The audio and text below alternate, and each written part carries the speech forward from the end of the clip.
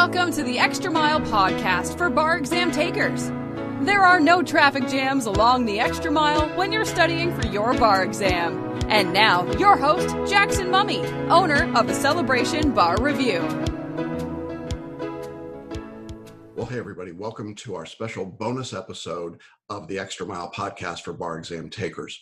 We're coming to you today with a special episode, an extra one, to talk about the Florida February 2019 bar exam results. They've just been released, and we wanted to get right to you with all of the information that we've got as of right now, give you our breakout on it and our quick takes or first takes on what the numbers might mean.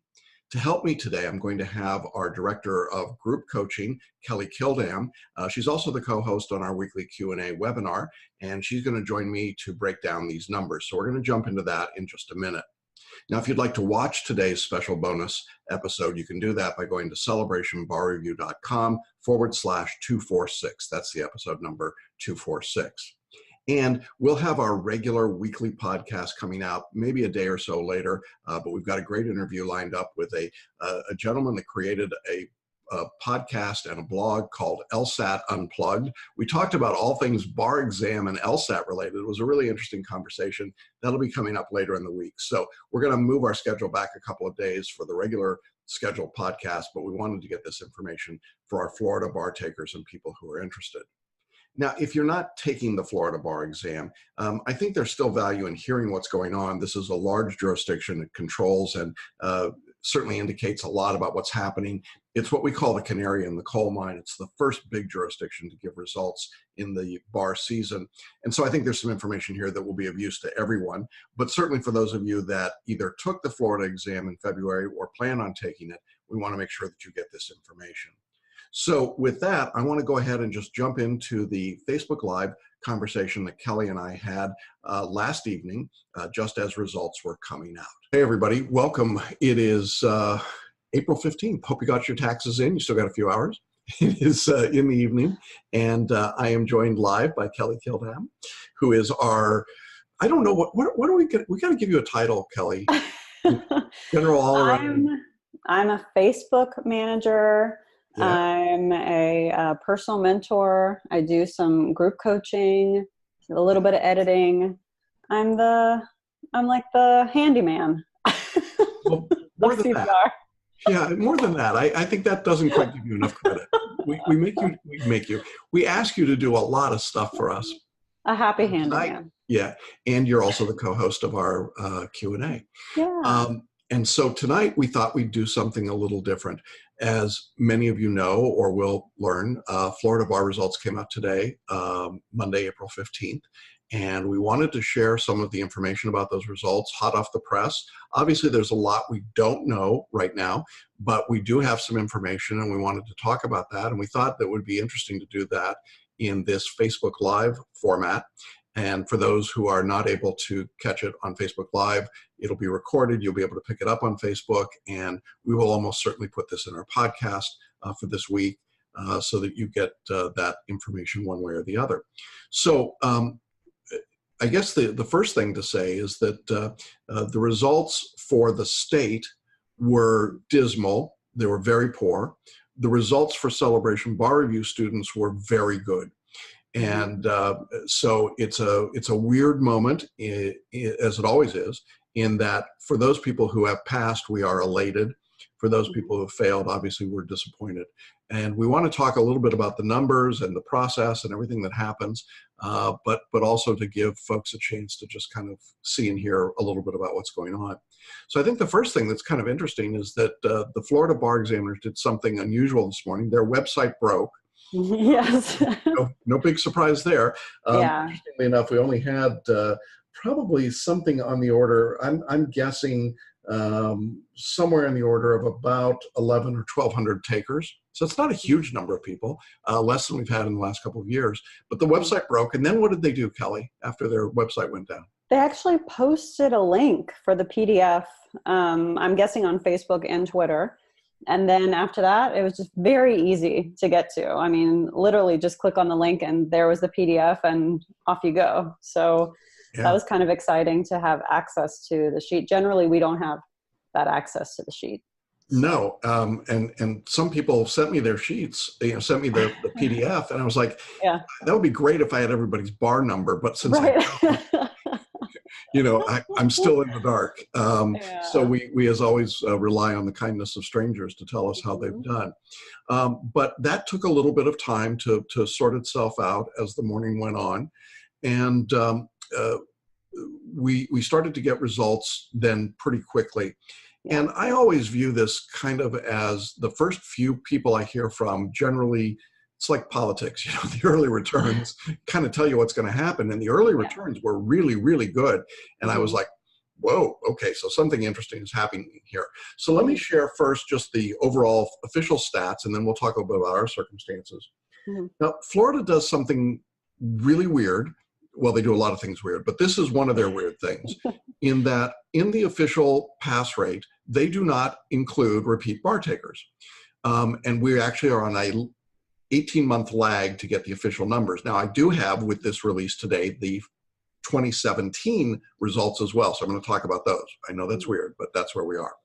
So for the February 2019 exam, there were 599 first-time takers, and 343 of those people passed for a first-time pass rate of 57.3. That's a decrease from previous years, and continues the trend that we have started to see the last couple of weeks in other jurisdictions, Illinois, North Carolina, some other places. This is the only number that Florida produces concurrently with the results being released. And of course, they talk about this in terms of specific schools. And, it's really, FIU got very excited because they had an 80% pass rate. That means 8 out of the 10 people that they identified as first-time takers passed. Now, I think it's important to understand that there's a fair amount of game playing that goes on here at a number of levels. And one of those games is that law schools will pay some of their students to not take the bar exam the first available date after they graduate. They'll give them a job, they'll pay them to study, they'll do something else, so that when they take the bar exam, even if it is their first time, they are not recorded as first-time takers. Now, I'm not saying that FIU or any school did this here, although we know some schools have done it and continue to do this practice pretty consistently. But essentially what the schools do is they cull the herd. They take their most, what would be the right word? Most likely to succeed. and put them in, and the at-risk students they sit out, so that when they do take the bar, it's not on this first-time rate. So if you're looking at these rates and you're trying to decide, gee, what law school should I be going to in Florida, don't do it on this basis. I will just say that in general, it's not a valid number across the board, and no single law school had more than 20 or 30 bar takers in February, first-time takers. So one of the questions that we get asked all the time is the February test harder than the July test? You get that question from our students at all? I do, and I don't think that's true. You hear that in law school also, is that, the February exam, they cull people because they know that you probably already failed for July, so you're kind of emotional and you're not very confident. So February is kind of known for, for a lot of people not passing, but I think it's for all those reasons that I named. Either you've already taken it before, you're kind of down, you feel more pressure to go and succeed. Plus, there's not really a lot of people in February. You don't have a small group. All the law students coming in when they graduate in May. Absolutely. So I think it's important to keep those numbers in mind. Now, as I say, it's a rolling situation. Florida doesn't release their repeat bar taker rate with the exam, but now they are 18 months later, we now have the 2017, the whole year of 2017 results have now been released by the National Conference of Bar Examiners, and this now does include those statistics. So I can now tell you that I was right. The repeat bar pass rate in 2017 in Florida was 29%. Yeah. If you're a repeat bar taker, you have a 3 in 10 chance of passing the bar statistically. Now, when you apply that 29% pass rate, and it was the same in February and July, it did not change at all in 2017. If we apply that same 29% rate, which I think is appropriate here, What it means is that for the overall bar exam in February of 2019, we've got a pass rate that is dramatically lower than 50%. I would say statistically it's probably between 40 and 43%. So that's where we are. The pass rate in Florida is probably around 40%. They don't like to publicize that. It's not a number you're going to see. And if it wasn't for people like us, nobody would ever talk about it.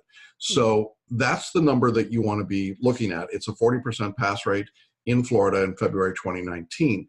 Now, I saw some comments online where people said, well, what are the tips and tricks that these super successful law schools have used? Well, I've just told you one of the tips and tricks. Don't have people that aren't likely to pass take the exam. The other thing to keep in mind is that when you're really only taking 10 people and you're saying, hey, can I get those 10 people through? Well, you've got a reasonable shot. If you take the top 10 students of your class, they're probably going to get through. So for those of you that think that there's some magic that has been worked by, some of these schools, University of Florida, only had 13 students in the exam. I mean, it's a pretty big law school. So, you can figure that out for yourself, I think, as to what was going on there. So that's what we know from the state rates. The repeat bar taker rate is definitely lower. Now, as to our students, what we can tell you at this moment is that it appears that our pass rate, though we don't publish a pass rate, but it would appear right now that we've exceeded the state rates at every level, both the repeat and first-time takers. And I think it's useful to just we're not going to name names in this podcast, but we had some great results. You want to talk about some that sort of jumped out at you? So there were some surprise ones that a lot of folks that had in group coaching maybe 2 cycles ago or last cycle that I didn't hear from after the last exam, they popped up today and they had great news. And I have people that I personally mentor, and that was so terrific to share in their success. And it just makes me excited for the next ones coming up. But Florida's close to my heart. I remember this process, and I remember this time of year, and it's just such a happy time. I have good memories about it and bad memories about it. So it's nice to share in some of those good memories with our students. And there were a lot of them. I mean, within the first 10, 15 minutes, there's like 5 or 6 posts. I was like, oh my God, this is so exciting. It was exciting. So it was very cool. Very, very cool. Yeah. And congratulations on your mentees. There. I also want to say that you and Megan Saya, our senior editor, joined me last, I guess it was winter, wasn't it? Yeah. It was summer, winter in Florida. Yeah. For our live boot camp and essay writing workshop. And I am proud to say that all of our Florida boot campers passed. And we've got some interviews set up already today with some of those people. And I will be sharing some of that. And you did some interviews at boot camp with those folks. And so we're probably going to put out a little bit of those interviews now as well. So cool. But if you are a registered Celebration Bar Review student and you're wondering, does boot camp make a difference? The answer is yes. Yeah. Check out boot camp. And I've not talked to anyone who attended boot camp that thought, that wasn't really worth my time and energy. I feel like at the end of boot camp, everyone's pretty energized and they kind of have that snap feeling for the photo reading, and it just sends people over the edge. I'm really excited to see the scores from our boot camp people, just to be able to tell people what the advantages are and what the increases were. So. Yeah, I definitely think that's the case. I think that brings up the other point. I got a lot of comments from people today in emails and posts who were photo readers who passed the bar. And we had students who had failed multiple times, who came through and passed this time. And they, unprompted by us, said, I want to just thank you for photo reading and for Paraliminals and for the writing style. I know that'll come up in the interviews. Of course, they'll also talk about group coaching because they love you, Kelly, but also Evelyn. And our other group coaches, yes. Yeah, and so congratulations to Evelyn and Amanda and their group coaching. I know they've got students in their groups that passed as well. Yeah. I think in general, what I saw was that our students really, really responded well. Photo reading and mind mapping, I don't know I guess maybe we're getting better at teaching it. That's one thing. It's always worked and worked well, but it seems like we just hit a sweet spot. And we seem to be getting, I think mind mapping is making a big, big difference. Yeah. And so it's very exciting, both first-time takers, repeat takers. We had some people that were like, I don't think this photo reading works. Oh my gosh, look, I passed. Everybody who starts photo reading, that's exactly how it, I can name 3 interviews that you've done off the top of my head for folks that I remember talking to in the beginning. They're like, oh, this doesn't work for me. Yeah. I don't even know if I'm going to do it anymore. And then they're all there at the end. Exactly. But I think the paraliminals are also very key because like I was talking about before, we have a lot of folks who are retakers, and to kind of manage that stress and manage that fear, I think paraliminals really play into that, to be able to go into the exam calmly instead of folks that aren't in our course who are just, going through the motions and trying to get this done. So I think that's another thing that we do. Yeah, so hard, That helps. Yeah, I think having these tools, paraliminals are a big one. If you're using paraliminals, tonight's a great night. If you didn't pass, click on a paraliminal. Personal genius, power thinking. Those are good ones to self-esteem. Those are all good ones to remind yourself that you're not a failure. You just didn't get a passing score on the exam. And we know that there are people that didn't pass. Obviously, in our course, there are some. But I have been hearing from people all across the country today who took the Florida bar with other companies, who shall not be named, Kaplan. No, I'm just be nice. Okay, I'll be nice to Kaplan and Barbary. But I've heard from a lot of people today who told me that they did everything they were asked to do in those courses and failed. And my advice to them has been, okay, recognize that that's not a failure on your part. You did what you were asked to do. It didn't work. Now the key is, are you going to keep doing the same thing that didn't work? Or are you going to find some iteration of that's workable? And that's the same advice that I would give our students. If you're in our course and you didn't pass, you need to do something different within the course. And we offer a lot of different alternatives. There's upgrading to mentoring, as several people did with you and passed, or with me and passed. I do have to say that occasionally people work with me. But you can add photo reading, you can come to boot camp, you can do paraliminals, you can do meditation. There's all kinds of ways that you can modify the way you're studying. You can mind map if you haven't done that before. All of those things give you a better chance of being successful.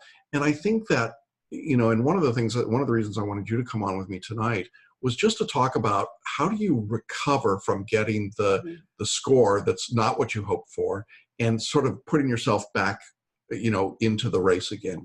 Can you talk a little bit about that? Yeah, I don't really think you fully recover until you get that pass, to be quite honest. But I think that there are a lot of things you can do to put it behind you and push forward. I mean, I kind of just use it as fuel, especially when I would get my scores back and realize that I was 1.2 points from the finish line. It's like, oh, okay, well, I'm there. I'm not a failure. Right? I'm really close, but I just need to do something that gets me those 2, 3, 5 points over. So that's what I would have people focus on. Take this week, relax, wait till your score sheets come, right? I know everyone's thinking right now that failed, like, oh, I failed. And that's all you're thinking because you don't have any numbers, right? So all you know is that you failed, okay? Wait till Thursday and we'll work with those numbers and we'll go from there. Yeah, and it's really important to see the numbers because that's going to tell us where the primary emphasis needs to be. We will focus on those. I'll do some videos for our students to give them some updates. If you are not in our course and you're watching this or listening to this later, we'd love to hear your scores and help you kind of figure out what you could do differently in our course than what you've done. I think it's really important to recognize that you don't want to give up here. I know that there is an incredible drumbeat of negativity about the bar exam. I just saw an article, was given an article, it's called The Big Fail. It was in the Daily Business Review today. Maybe you saw it as well, Kelly. And essentially what it says is the upshot of this is bar takers across the country are stupid, more stupid than they used to be. The LSAT scores, they're convinced, prove that. And then California did a study that said the declining credentials of law students account for up to half of the state's failing pass rates.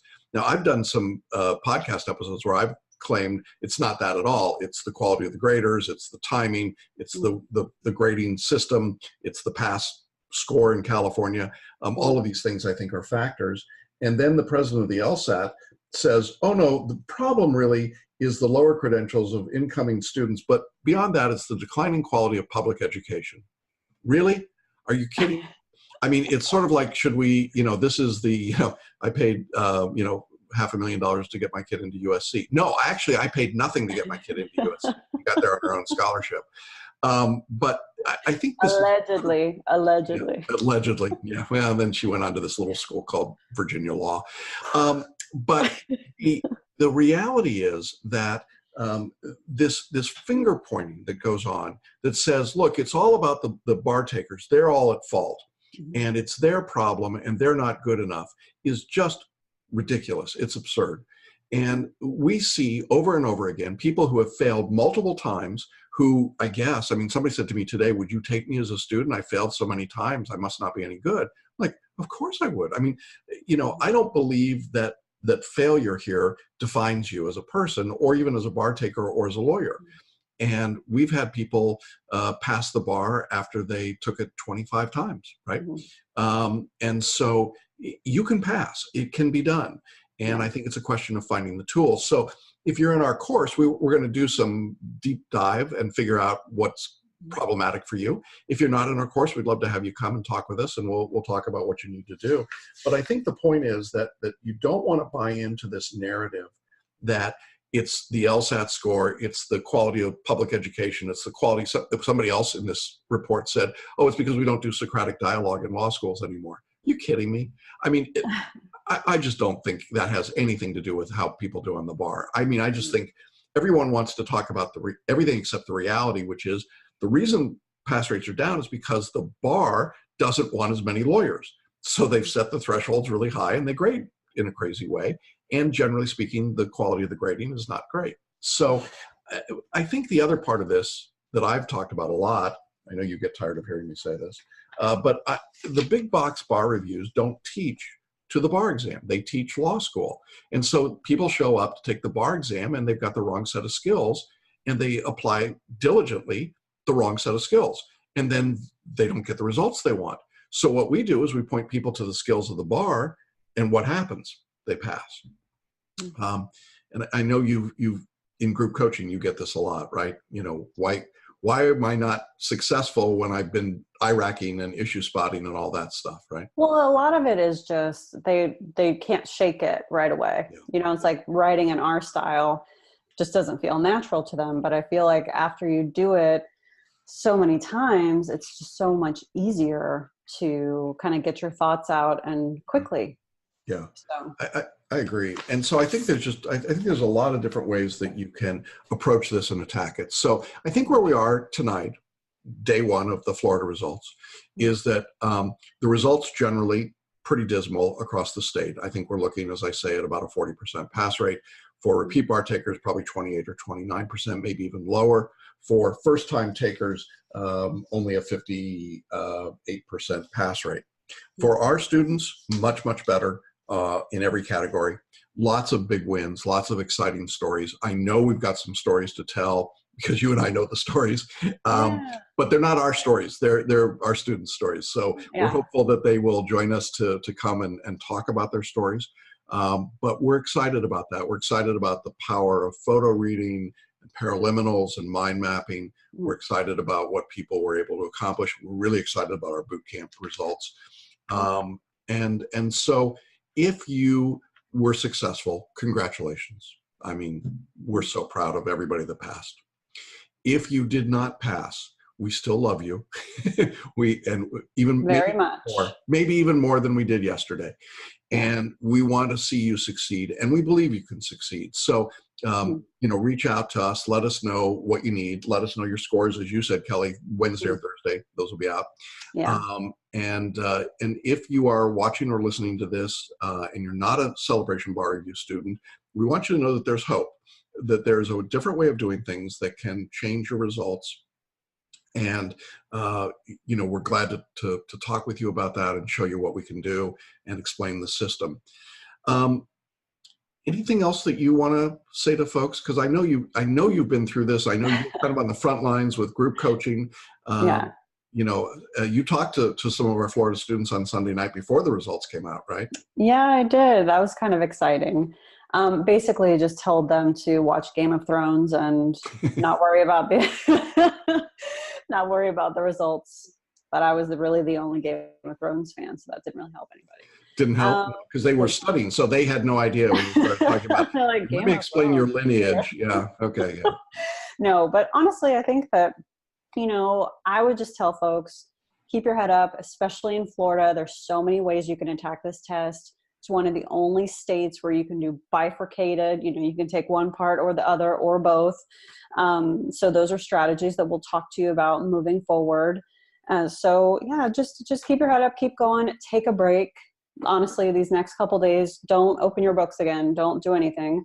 See what your scores are. And then Jackson will send you a video about, start here. This was your weakest subject, and then go from there. So take the next couple days off, be with your family, because you're going to get started again, or plan to take it not next session, but the session after. Yeah. It's really up to you. Right. And one other strategy that we've used with a fair amount of success is if you're a Florida bar taker, you may want to, and you didn't pass, you may want to consider sitting for the UBE. We've had some students do that with great success. Mm-hmm. And we'll talk about that if that's an option for you. But, for some people, it just makes sense to step out of Florida for a while, try a different jurisdiction, use a lower passing score, a different form of the exam, and get that passing, become a member of the bar. And then if you want to come back to Florida, you can even use your passing 136. If you got a 136, right. You can use the multi-state. Yeah. Mm-hmm. So there are some options there, and we'll discuss those with our students if we've got people in that situation. So there are ways to get at all this. You don't, as bad as it feels tonight, for those that didn't pass, and it feels really, really bad. There's no getting around that. And I know when we were talking about how well everybody did, you start to feel like, oh my God, I'm the only one. You're not the only one. You're not the only one. And statistically, more people failed this exam than passed by a wide number. So you're in good company, I guess. But we can get you to the other side of the line. And I think that's really what we want to leave you with, is the sense of hope that can happen, and that we're dedicated to that. Yeah. We have results. The next big state probably will be New York near the end of the month, then Texas. We've got a lot of UBE states that come in. They typically don't have big numbers of bar takers. And so we'll probably do this again for New York results. Yeah. Get your accent ready. Everybody loves your accent. Oh, I'm so excited to be in New York. But now I get to come to Florida and practice because it's the very best. So there you go. We had a few New Yorkers who passed the Florida bar this week. So that's very good. Hopefully we can get them to do some interviews with us in front of their accents. Anyway, thank you very much for all you did, Kelly. Thanks to our team. Our operations manager, June, is terrific, the fairy godmother. Our editors, Megan Saya and her team, did a terrific job getting everybody prepared. Definitely want to thank Evelyn and Amanda, who group coached with you and did great. So we're excited for all of that. So to everybody who did pass, you're probably out drinking tonight. Responsibly, because now you're a member of the bar. And for those of you that didn't, keep your chin up. It's going to get better. We'll find a way to help you succeed. So thanks for being with us. Thank you, Kelly. It was good to see you as always. And we will check in with all of you as results come in across the country over the next month or so. Thanks, everybody. Bye, guys. Bye-bye. Now, that's our first quick look at the Florida results. I hope it was helpful for you. Congratulations to everyone who passed. Again, to those of you who did not, want to encourage you to reach out to us and contact us, whether you're a student in our course or not. There are links here on the show notes page where you can do that. You can set up a free consultation with me, and I really invite you and encourage you to do so. Again, want to let everybody know that our regularly scheduled podcast will be on later this week, and we will be coming to you to talk a little bit about LSAT and the bar exam. I think you're going to enjoy that a lot. And we've got some great interviews already lined up with successful bar takers from this February 2019 season as it's unfolding. So stick around for that coming up. To make sure you don't miss any of that, be sure to subscribe to our podcast on Apple iTunes, Spotify, or iHeartRadio, or of course you can always watch online. And we will see you along the extra mile and in just a few days. So thanks, everybody, for being with us. Thanks for listening to the Extra Mile podcast for bar exam takers at www.celebrationbarreview.com.